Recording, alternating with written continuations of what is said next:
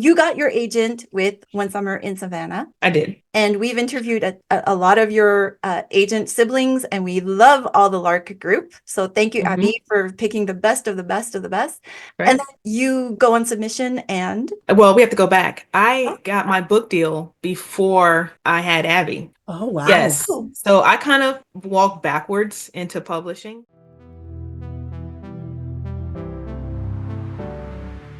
I had pitched One Summer in Savannah for. I finished in January 2021, and I had been trying to pitch it all the way up to November of 2021 and to no success. And I remember telling my niece, I'm going to have another book that's going to live on my laptop. Like, I'm just not, I was down about it. And she said, let's just get through Thanksgiving and we'll see. And I had sent One Summer in Savannah to my then editor at Source Books, Erin McClary, who had opened her submissions up to Black unagented writers after the George Floyd riots. okay. And this is when publishing realized, kind of shine that big bright light in publishing, about diversity in publishing. And so she opened her submissions up. And so I just sent her the first 50 pages in a query letter, and just like I would do any other agent. And a couple of days before Thanksgiving, she emailed me and said, wow, I love this. Can you send me the rest? And I was so numb at that point because I had been 11 months of rejections of some of the best and the beautifulest rejections you've ever heard.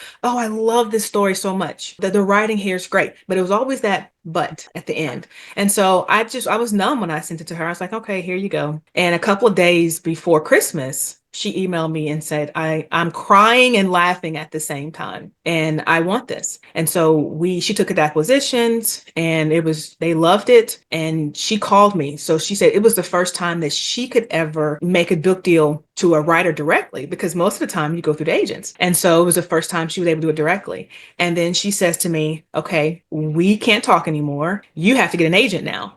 And I got so lost in the whole, like, I'm having a book deal, that I didn't even really consider. I'm like, wow, I do need to get an agent now. And I was like, okay. And let me tell you, when you have a book deal, it's a lot easier to get an agent and to get them to return your emails. I mean, the speed at which these agents return my email